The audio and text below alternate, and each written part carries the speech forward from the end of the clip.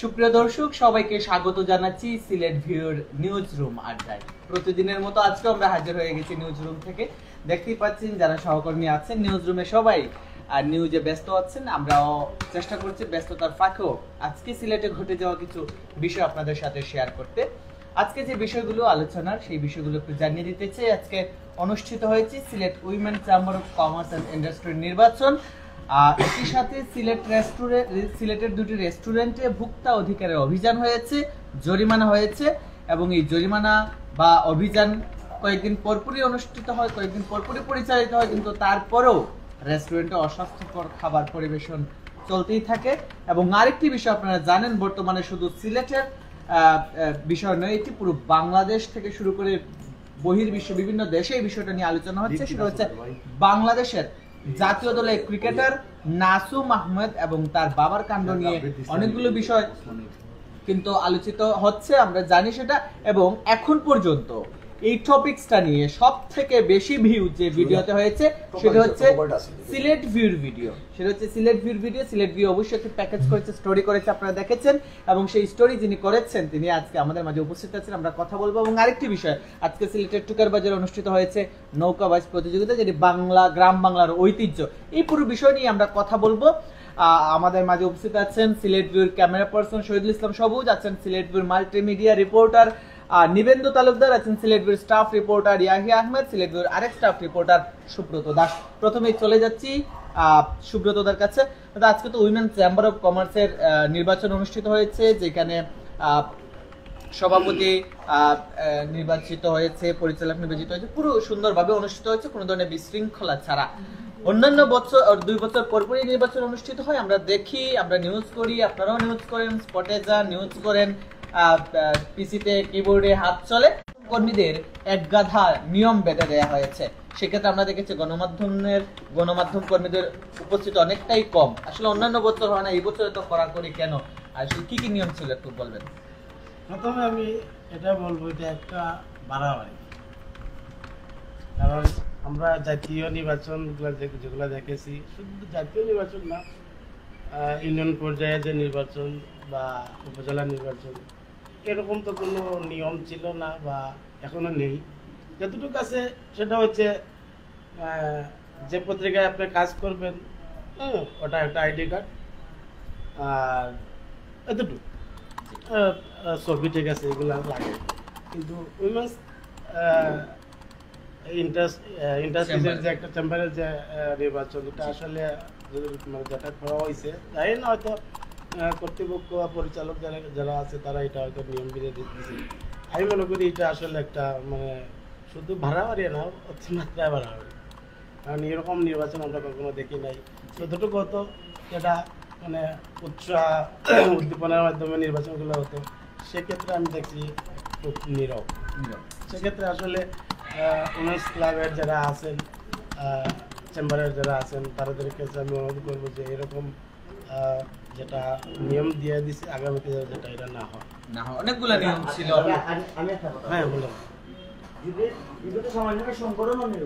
অবশ্যই সংগঠন কখনোই না, একটা সংগঠন নির্বাচন। আর এই সংগঠন যদি আপনি তোর নাম এতটাই বান্ধিয়া দেয় যে সম্পাদকর লাগবো, তারপরে দিয়া যে প্রেস ক্লাবের একটা লাগবে, হ্যাঁ, প্রেসিডেন্ট লিখিত লাগবো, তারপরে দিয়া আপনার এই যে প্রফেশনাল যে কার্ড আছে, কার্ডের ফটোকপি লাগবো।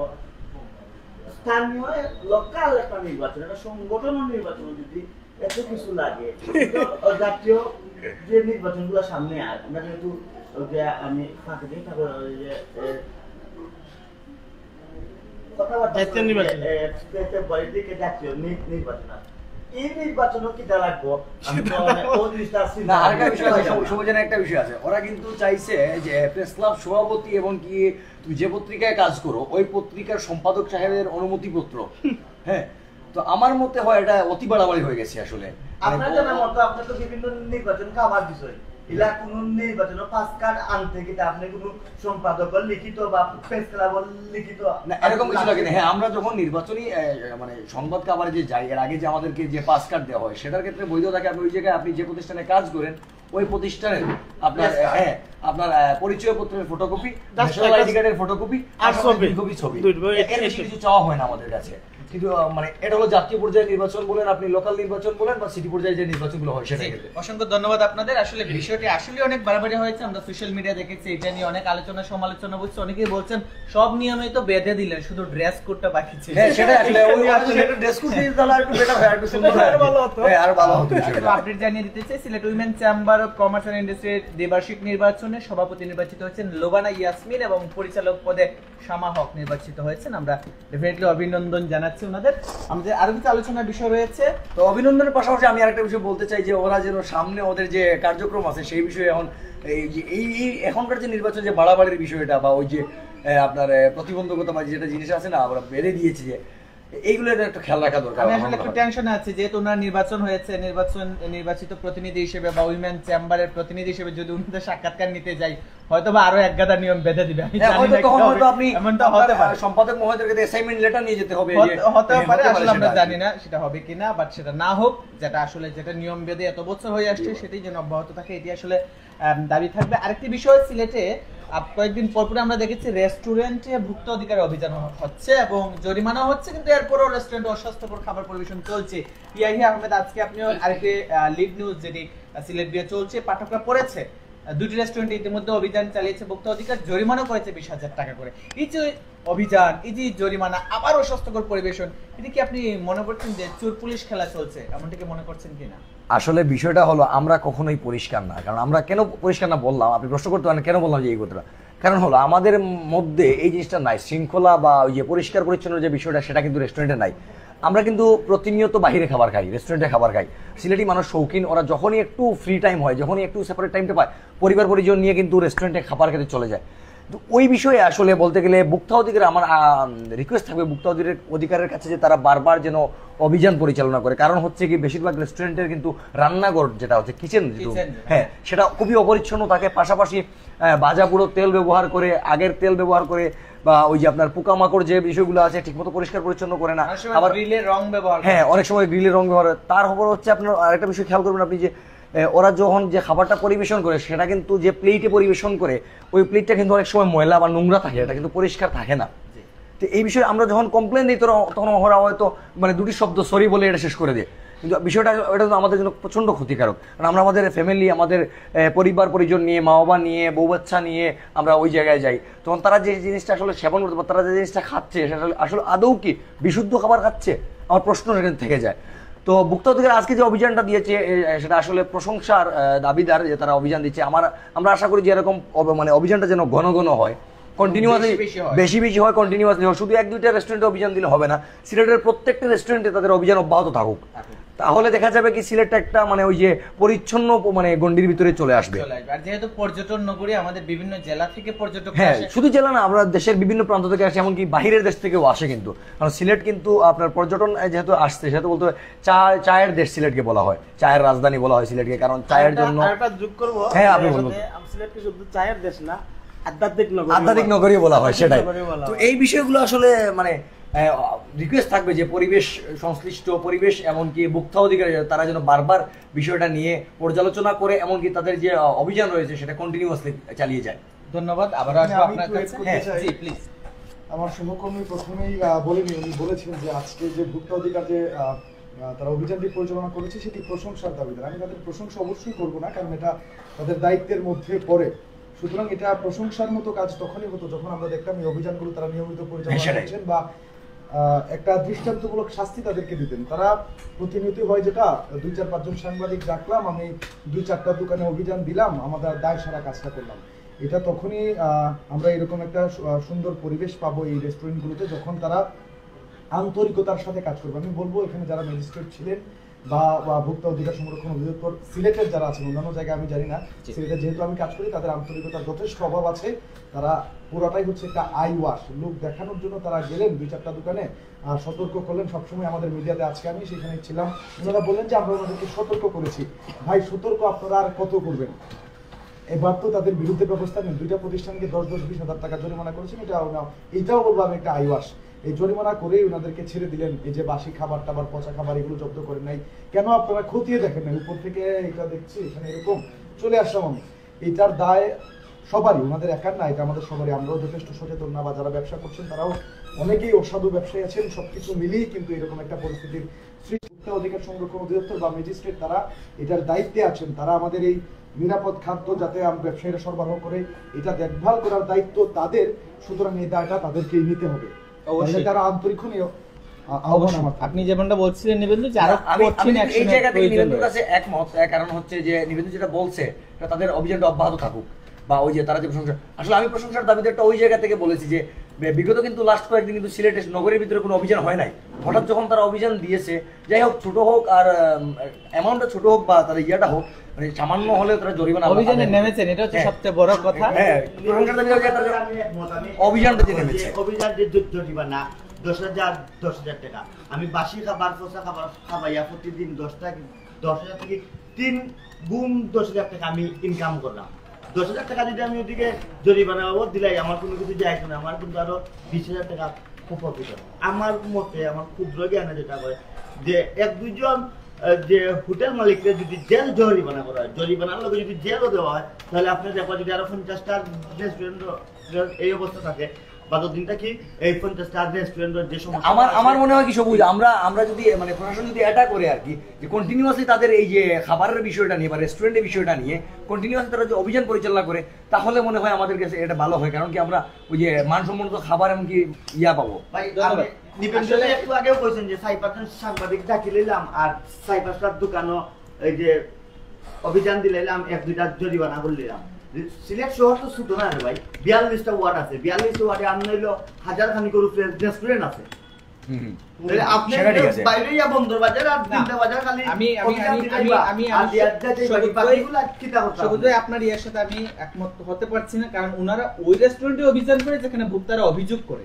ওনারা অভিযোগ না পাইলে কিন্তু কোনো জায়গায় অভিযান করে না। ভোক্তা অধিকার ম্যাজিস্ট্রেট যেতে পারে, কিন্তু ভোক্তা অধিকার যেটা ওনারা অভিযোগ পেলেই সেখানে যায়। এবং হয়তো বা ভোক্তারা অনেকে অস্বাস্থ্যকর খাবার খাচ্ছে কিন্তু অভিযোগ করছে না, যার কারণে ভোক্তা অধিকারের কিছু সীমাবদ্ধতা আছে। আরেকটা বিষয় বলতে চাই, এই যেহেতু রেস্টুরেন্ট, আরেকটা বিষয় বলতে চাই, সিলেটে কিন্তু অনেক, সিলেট কিন্তু বলতে গেলে আপনার অনেক স্টুডেন্ট আছে যারা বাইরে যাওয়ার জন্য আইএলটিএস বা বিভিন্ন প্রাসঙ্গিক বিষয়টা দিচ্ছেন, মানে ইংলিশ স্টাডি করতেছেন, বা নর্মালি ভার্সিটি যারা পড়েন তারা কিন্তু অনেক সময় মেসে ব্যবহার করতেন, ব্যাচেলর যে ভাষাগুলোতে, সেই ভাষাগুলো যেগুলো আছে, এই ভাষাগুলোর পরিবেশ কিন্তু অত্যন্ত খারাপ কিছুটা হলো। কারণ হচ্ছে কি আমি বলি, কারণ ওই জায়গায় যারা নিজে থেকে ফ্যামিলি ফ্ল্যাটে থাকে তারা কিন্তু হ্যাঁ ঠিক আছে, একটা বিষয় আছে, তারা নিজেদের থাকেন। হ্যাঁ অবশ্যই, আপনি বাস্তব অভিজ্ঞতা থেকে হ্যাঁ সেটা আমি আমার অভিজ্ঞতা শেয়ার করতেছি। দেখা যায় ওই জায়গায় পানির সমস্যা, ওই জায়গায় খানার সমস্যা, বা মানে যে টাকার যে অ্যামাউন্টটা ওরা কর্তৃপক্ষকে দেয়, ম্যানেজমেন্টকে দেয়, সেই অ্যামাউন্টের পরিমাণ ওরা খাবার পাচ্ছে না। এই বিষয়গুলো আসলে এরাও কিন্তু বলতে পারতেছে না ভোক্তা অধিকারের কাছে। কারণ হচ্ছে কি এরা বলতে পারতেছে না, এই পরিমাণ সাহস ওরা পাচ্ছে না। ধন্যবাদ। এই ব্যাপারেও আসলে আমার মনে হয় যদি আপনারা দেশে থাকেন, যদি একটা সংগঠন করেন বা আপনারা যদি অভিযোগ করেন, হয়তো ভোক্তা অধিকারের ক্ষেত্রে অভিযান দিতে পারে। চলে যাচ্ছে নিবেন্দু আপনার কাছে, খুবই গুরুত্বপূর্ণ একটা টপিকস, এবং আমাদের সিলেট ভিউয়ে যে এই ভিডিওটা খুব ভালো ভিউ হয়েছে, অনেক দর্শক দেখেছে, অনেক মন্তব্য এসেছে, আপনাকে অভিনন্দন। ভিডিওটা প্রায় কয়েক মিলিয়ন ইতিমধ্যে হয়েছে, এবং বিষয়টি আসলে প্রথমে দৃষ্টিকটু লেগেছিল আমরা যখন দেখেছি, এবং অবশ্যই আপনি সেই স্পটে ছিলেন এবং নিউজের আন্তপান্ত তুলে এনেছেন। একেবারে আপনার কাছে যাব, নাসুমের বাবাকে আপনি সচক্ষে দেখেছেন, প্রত্যক্ষভাবে ওনার সাথে কথা বলেছেন, কেমন দেখলেন? এবং সরাসরি কথা বলার পর কিছু কথা থাকে যেটা নিউজে আসে না, আপনি সেটা প্রত্যক্ষ করেছেন, কি দেখেছিলেন, কি জেনেছিলেন সেদিন?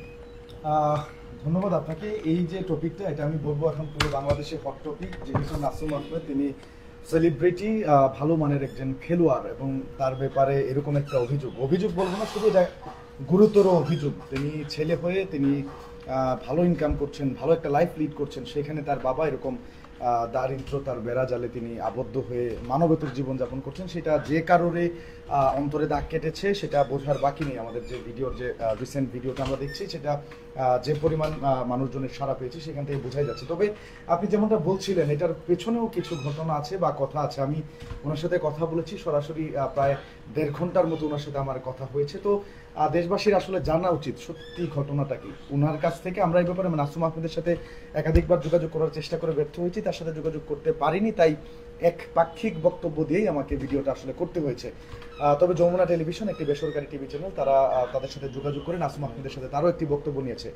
সেক্ষেত্রে বলতে চাই, নাসুম আহমেদের বাবা আজ থেকে 4 বছর আগে, এটা নাসুম আহমেদের বাবার ভাষ্য, তিনি বাসা থেকে তাদের একটি পারিবারিক সমস্যার কারণে বাসা থেকে বের হয়ে আসেন, এবং সবকিছু কিন্তু আমরা নিউজে উপস্থাপন করতে পারি না, হয়তো এটা খুব বেশি কটুতাই। তারপরেও আজকে আমি বলছি, আমাদের দর্শক যারা দেখছেন তাদের আমি জানানোর উদ্দেশ্যে আজকে আমি বলছি, সেটা হচ্ছে নাসুম আহমেদের বাবা একটা কথা আমাকে বলেছিলেন।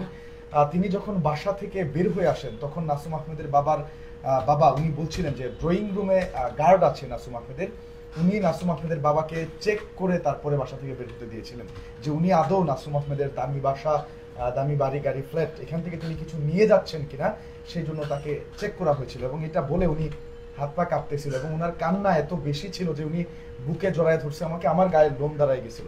তো এটা সেক্ষেত্রে আমারও খুব কষ্ট, বেদনাদায়ক ছিল। মানে আমি বলতে চাই যে একজন সন্তানের বাসা থেকে যখন বাবা বের হচ্ছে তখন বাবাকে কিন্তু চেক করা হচ্ছে। হ্যাঁ, চেক করা হচ্ছে যে তিনি কিছু নিয়ে গেছেন কিনা। এবং আরো একটি, যেহেতু নাসুম আহমেদের ব্যাপারে কথা হচ্ছে, আমি একটু বিস্তারিতই বলতে চাই। নাসুম আহমেদ তার কিন্তু জন্মভূমি যেটা সুনামগঞ্জের দিরাই, সেই জন্মভূমির কথা উনি স্বীকার করতে চান না, কেন জানি না। সবাই বলে যে উনি লজ্জার কারণে হয়তো বলেন না, এই জন্য নিজে অস্বীকার করেছেন এটা। হ্যাঁ, এটা ব্যাপক সমালোচনা হয়েছে। আচ্ছা, ওই কথাটা বাদ দিয়ে আমি নাসুম আহমেদের বাবার ইয়েতে আসি। নাসুম আহমেদের পরিবারটা খুবই একটা সিম্পল পরিবার ছিল, আমি বলবো খুবই একটা সাদাসিধে পরিবার ছিল, এবং তার বাবা অনেক কষ্ট করে তাকে লালন পালন করেছেন। এবং তার বাবা বলেছেন নাসুম আহমেদের একটা ব্যাট কিনে দেওয়ার জন্য, তার একটা প্যাড কিনে দেওয়ার জন্য, একটা বল কিনে দেওয়ার জন্য এমনও হয়েছে তাদেরকে না খেয়ে থাকতে হয়েছে, ভাতের ফ্যান খেয়ে তাদেরকে জীবন ধারণ করতে হয়েছে। এই কথাগুলো হয়তো আমরা সবগুলো উপস্থাপন করতে পারিনি। সেক্ষেত্রে এই যখন ছেলেকে তিনি এত তিতিক্ষার বিনিময়ে এই পর্যায়ে নিয়ে গেলেন, অবশ্যই সেখানে তার অবদান আছে। আমি মনে হয় এটা আমার সাথে আপনিও একমত এবং দর্শকরা একমত। নাসুম আহমেদের এই পর্যায়ে বা এত উচ্চ মানে সফলতার চূড়ান্ত পর্যায়ে যাওয়ার পেছনে তার বাবার অবস্থান অনস্বীকার্য, সেটা আপনি বলবেন। সেক্ষেত্রে তার যতটুকু করার কথা ছিল একজন সন্তান হিসেবে, বাবা যতই অন্যায় করুক, যতই অপরাধ করুক, বাবা তো বাবাই। দিন শেষে কথা হচ্ছে এটা তার জন্যই কিন্তু নাসুম আহমেদের এই পৃথিবীর আলো দেখা।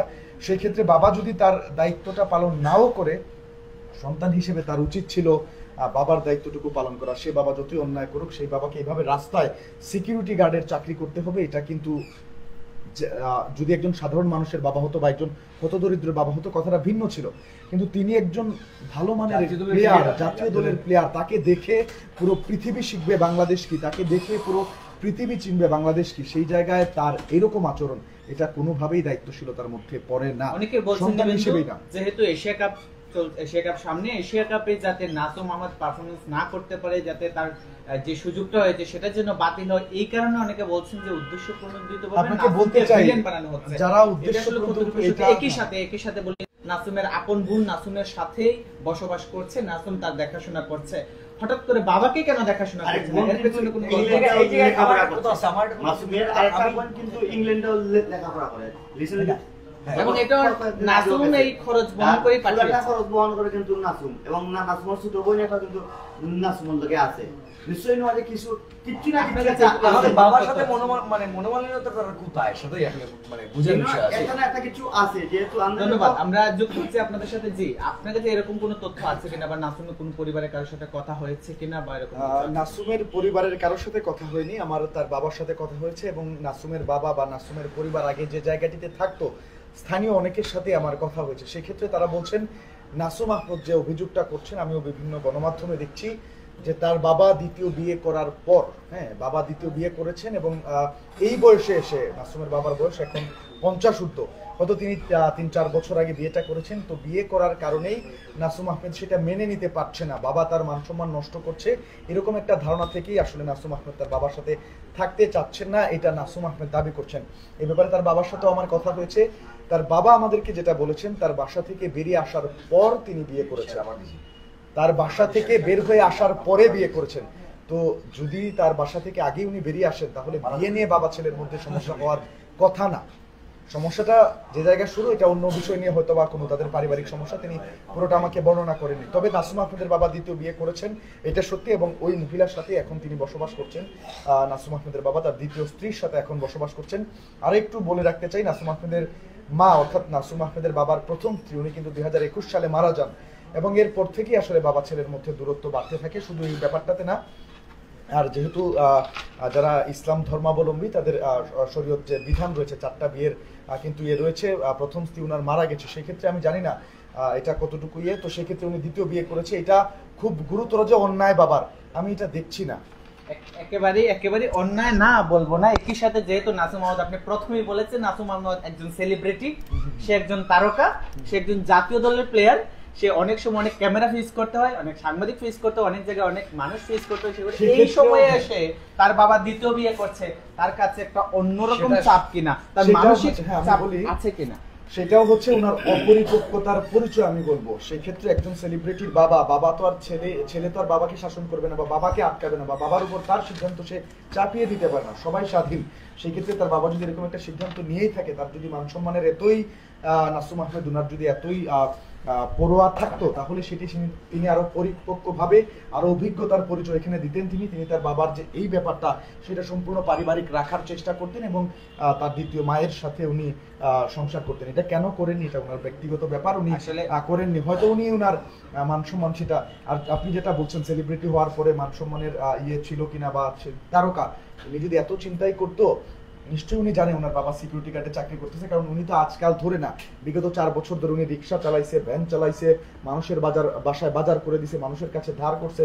এটা ধার না, আমি বলবো ভিক্ষা। উনি গিয়ে চাইছে যে আমাকে 100 টাকা দিবেন, আমি না খেয়ে আছি, এরকম পরিস্থিতি ওনার গেছে। উনি মানুষের বাসায় বাজার করে দিছে, বাজার পৌঁছে দেওয়ার ফলে মানুষ ওনাকে 2 বেলা খাইতে দিছে, এরকম একটা পরিস্থিতি ছিল। তখন কিন্তু ওনার স্ত্রী ছিল না, এলাকাবাসীর দাবি। তখন উনি রান্না বান্না করতে পারে না, একা মানুষ যখন চলতে পারে না, তখন উনি একটা বিয়ে করে, এবং যে মহিলাকে বিয়ে করে ওনাকে আমি দেখেছি, কোনো যুবতী 19 বছর বা 18 বছর বয়সের চির যৌবনা কোনো মেয়ে নয়, সেটাও উনিও একজন বৃদ্ধ মহিলা, ওনার বয়সের কাছাকাছি একজন বৃদ্ধ মহিলা। অনেক অনুসন্ধানী বলে একটা রিপোর্ট করেছেন, যেটা এই পর্যন্ত কি আপনি পৌঁছেছেন, এটার জন্য ডেফিনেটলি সাধুবাদ। তবে দর্শক, এই যে আপনি কি এই বিষয়ে কিছু বলবেন? না, এটা বলতে চাচ্ছিলাম যে নাসিমের যে বাবা এখন কি পর্যায়ে আছে। এখন উনি সিকিউরিটি গার্ডের চাকরি করে 8,000 টাকা বেতনে হাউজিং স্টেট এলাকার 9 নম্বর লেনে উনি সিকিউরিটি গার্ডের চাকরি করে এবং অত্যন্ত মানবেতর জীবনযাপন করছে। মাঝখানে নাসুমের সন্তান হওয়ার পরে উনি ওনার বাবার সাথে 10,000 টাকা নিয়ে দেখা করতে এসেছিল এবং সন্তান হওয়ার খুশিতে সে বাবাকে মিষ্টিমুখ করে দিতেছিল, কিন্তু সেটা তিনি প্রত্যাখ্যান করেছেন এবং বলেছেন যে আমার কোনো মিষ্টিমুখের দরকার নেই, এত বছর যখন তুমি আমাকে দেখোনি তখন আর আমার এটার দরকার নেই। পাশাপাশি আরেকটু জানিয়ে রাখতে চাই, নাসুম আহমেদ যেটা দাবি করেছেন যে উনি প্রতি মাসে ওনার বাবাকে একটা অ্যামাউন্ট পাঠান, এটা কতটুকু সত্য আমরা জানি না, তবে ওনার বাবা সেটা পুরোপুরি অস্বীকার করেছেন। ওনার বাবা বলেছেন যে নাসুম আহমেদের বেরিয়ে আসার পর বাড়ি থেকে একটা টাকাও উনি নাসুম আহমেদের কাছ থেকে নেননি। এবং সেই সাথে আরেকটা জিনিস যেটা আমি একটু অ্যাড করতে চাই, বাবা যেটা বলছেন যে এত কিছুর পরেও যে ছেলে তাকে এত লাঞ্ছনা বা বঞ্চনা বা বঞ্চিত করেছে সবকিছু থেকে, এত কষ্ট সহ্য করেছেন, মানবতার জীবনযাপন করছেন, তারপরে ওনার ছেলের প্রতি কোনো অভিযোগ নেই। আমি ওনার সাথে খুব কষ্টে কথা বলেছি, উনি ব্যাপারটা মিডিয়াতে আনতে চাননি। উনি বলেছেন যে আমার ছেলে তার মান সম্মান ঠিক থাকুক, সে দুধে ভাতে থাকুক, তাহলে আমি শান্তি, তার কাছ থেকে আমার কিচ্ছু যাওয়া নাই। আমি দোয়া করি সে যেন আরো সমৃদ্ধি বা সফলতার সর্বোচ্চ শিখরে পৌঁছায়, সেই দোয়াটুকু কিন্তু এখনো নাসুমের বাবা করে যাচ্ছে। সেক্ষেত্রে বাবার দায়িত্ব কিন্তু সে পালন করছে। তার হয়তো টাকা পয়সা নেই, নাসুম কতটুকু করতে পারবে সেটা অবশ্যই শেষ করতে চাই আমি এটা বলে যে এক হাতে তালি বাজে না, এখানে অবশ্যই নাসুম আহমেদের বাবারও হয়তো কোনো ভুল থাকতে পারে, কিন্তু নাসুম আহমেদের উচিত ছিল সন্তান হিসেবে সেই ভুল চিন্তাকে বড় করে না দেখে বাবার পরিচয়টাকে আসলে বড় করে পরিচয়টাকে। আমি বলছি দর্শক, যেমনটা শুনছিলেন নিবেন্দু অনেকগুলো বিষয়, অনেকগুলো তথ্য উপাত্ত তবে দুজনেরই আছে, অনেকগুলো পক্ষে বিপক্ষে কথা বলেছে, যুক্তি আছে। আসলে বাবারা এমনই, যেমনটা বলছিলেন, এত কষ্টের পরও বাবা বলছেন সন্তানের প্রতি আমার কোনো অভিযোগ নেই। নচিকেত আসলে এরকম গানও বলে গেছে, তিনি যেমনটা বলছেন যে বাবা যখন বাসা ছেড়ে আসে তার সিকিউরিটি গার্ড তাকে চেক করেছে, অর্থাৎ নচিকেতার গানও ছিল ছেলে আমার মস্ত মানুষ মস্ত অফিসার, খালি চোখে যায় না দেখায় পারোপার। হয়তো বা এটারই বাস্তব রূপ আমরা দেখতে পাচ্ছি। তবে নাসুম আহমেদ যেহেতু এশিয়া কাপে গিয়েছে, হয়তো বা এখন তেমন একটা কোনো উদ্যোগ নেই, তবে আমরা আশা করছি নাসুম আহমেদ এশিয়া কাপ থেকে ফিরে এসে যত গণমাধ্যম কর্মী আছে তাদের কাছে পুরো বিষয়টা ক্লিয়ার করবে, তিনি কেন বাবাকে আসলে এমনভাবে রেখেছেন বা এর পিছনে আর কোনো ঘটনা আছে না।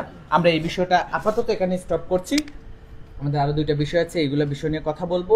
চলে যাচ্ছে শহীদুল ইসলাম সবুজ, আপনি ছিলেন আজকে টুকের বাজারে, যেটা গ্রাম বাংলার ঐতিহ্য, আবহমান ঐতিহ্য, নৌকা বাইচ প্রতিযোগিতা অনুষ্ঠিত হয়েছে। আমরা দেখেছি আড়ম্বরপূর্ণভাবে অনুষ্ঠিত হয়েছে, আপনি সেখানে ছিলেন, নিউজ কভার করেছেন এবং এক সময় নৌকা বাইচ প্রতিযোগিতা চলাকালে একটা নৌকাও ডুবেছে, সেখানে হতাহতের কোনো খবর রয়েছে কিনা? না, আসলে এই জিনিসটা আমি আপনাদের পুরো কই, নৌকা বাইচটা শুরু হয়েছে দুপুর 2টা থেকে, প্রায় 5টা জুড়া আছিল, দুইটা নৌকা দিয়ে একটা দ্বিতীয় রাউন্ড আইয়া যখন দেখা গেছে যে দুইটা নৌকার নৌকা বাইচ প্রতিযোগিতা শুরু হয়, আর তার তখনও কিন্তু দেখা যাচ্ছে যে যখন এগুলো প্রায় সময় হয় নৌকাটা আসলে এগুলা যারা নৌকা বায়, যারা নৌকা চালায়, তারা ওইটা ইচ্ছা করে নৌকাটা ডুবায় আমরা দেখছি, এবং আরো মানুষ তারাও দেখছে, কিন্তু কোনো হতাহত কোনো ঘটনা ঘটছে না। যেহেতু যে জায়গাতে যে পিছনের নৌকাটা সামনে গায়ে গেছে কি কিংবা সে ফার্স্ট হয়ে যাক, তাই তারা চিন্তা করছে যে আমরা তো গিয়া মানে আর ইয়ে করার প্রতিযোগিতা করার সুযোগ নাই, তখনও তারা কয়েকজনে মিলে নৌকাটারে। দর্শক কেমন ছিল আসলে?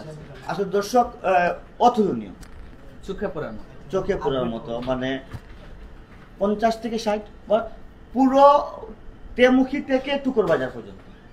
এবং নদীর পাড়ে দেখছিলাম মনে হচ্ছে পার ভেঙে পড়বে দর্শকদের ভিড়ে, প্রচুর দর্শক ছিল, কারণ যেহেতু এটা ঐতিহ্য, বিশেষ করে তরুণ প্রজন্মের কাছে একটি বাড়তি পাওয়া, সেই দর্শকের উপস্থিত। আমি আরেকটি কথা বলতে চাইছি যে আগামী মঙ্গলবার চেঙ্গেলখালেও কিন্তু নৌকা বাইচ প্রতিযোগিতা আছে, সেটাও কিন্তু শুরু হবে দুপুর 2টা থেকে। এটা কি আপনি দর্শকদের ইনভাইট করলেন? হ্যাঁ, অবশ্যই। ধন্যবাদ। আমরা যেতে পারি যদি সবুজ ভাই আমাদের সবাইকে চা খাওয়ায়, আমরা দেখতে যেতে পারি সেই ভাই। সবুজ ভাই কি বলেন? ইয়াহিয়া ভাই, চার সাথে চা হলো মন্দ হয় না, যেহেতু আপনার এলাকা ক্রস করি আমরা যাব, আপনি যদি চা খাওয়ান আমরা সবাই যাব। নিবেন্দু কি বলো? আমরা কাজ করতে হবে। আচ্ছা, আমরা আরেকটা বিষয় আছে, যে বিষয়টা আলোচনা করে আমরা শেষ করব। আর একটি নিউজ যেটি অলরেডি করছেন, এবং বিজিবির খুব ভালো আমরা দেখতে পাচ্ছি, প্রতিদিনই কোটি কোটি টাকার পণ্য জব্দ করছে। আজকেও একটি বড় একটি মদের চালান আটক করেছে। এই ব্যাপারে সবশেষ কি তথ্য আছে এই আহমেদ আপনি বলবেন? এই আলোচনা করে আমরা শেষ করব। আসল বিষয় হলো যে আজকে সীমান্তে অভিযান দিয়ে বিজিবি বিরাট একটি মাদকের চালান আটক জব্দ করে, যেখানে মদের চালান বলতে গেলে বিভিন্ন ব্র্যান্ডের মদ ছিল, পরিমাণ ছিল মনে হয় 1571 বোতলের মতো, বড় চালান, হিউজ বড় একটা চালান আর জব্দ করেছে। আসলে আমরা যেটা জানতে পেরেছি ওদের দেওয়া যে ওরা টহল দল ওই জায়গায় অভিযান চলাকালীন সময়, মানে ওরা গোপন সূত্রে খবর পাইছে যে ভারত থেকে একটা মদের বড় চালান আসতেছে। তো যখন আসার সময় ওইটা হলো আপনার নজরবাঙ্গা সীমান্ত এলাকা, কোম্পানিগঞ্জের কিন্তু, তো ওই সীমান্ত এলাকা, সীমান্ত গ্রামেই। তো যখনই আবার ওরা মানে সীমান্ত দিয়ে মদের চালান নিয়ে আসতে চাইছিল, তখন চোরাকারবারি যে বাজার আছে চালানটা ফেলে ওরা পালিয়ে গেছে। পরবর্তীতে বিজিবির সদস্যরা ওই জায়গা থেকে মদ উদ্ধার করে, মদ জব্দ করেছে আর কি, তো উদ্ধার করেছে। তো আমার বিষয়টা হলো এই জায়গায় বারবার কিন্তু ওরা উদ্ধার করতেছে, জব্দ করতেছে মালামাল, মানুষ কিন্তু পাচ্ছে না। তার পেছনে কারণটা কি, মানে এই জায়গায় মানে সমস্যাটা কি বুঝতে পারতেছি না। আরেকটা বিষয় হলো যে গত 2 দিনে জকিগঞ্জ সীমান্ত দিয়েও কিন্তু বিরাট একটা আপনার সুপারি, চিনি, পাশাপাশি হচ্ছে ভারতীয় যে নাসির বিড়ি আছে, নাসির বিড়ি বলে একটা চালান জব্দ করা হয়েছে। এটাকে আমরা পাতার বিড়ি বলা হয় লোকাল ভাষায়।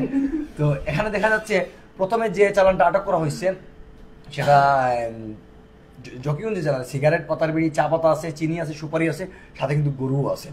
ওকে, হ্যাঁ, ওই জায়গায় কিন্তু আনুমানিক মূল্যের দাম হচ্ছে প্রায় 9,40,000 টাকার মতো, আনুমানিক প্রায় 10 লাখ টাকার মতো একটা চালান। ধরা হয়েছে, ওনার নাম কি?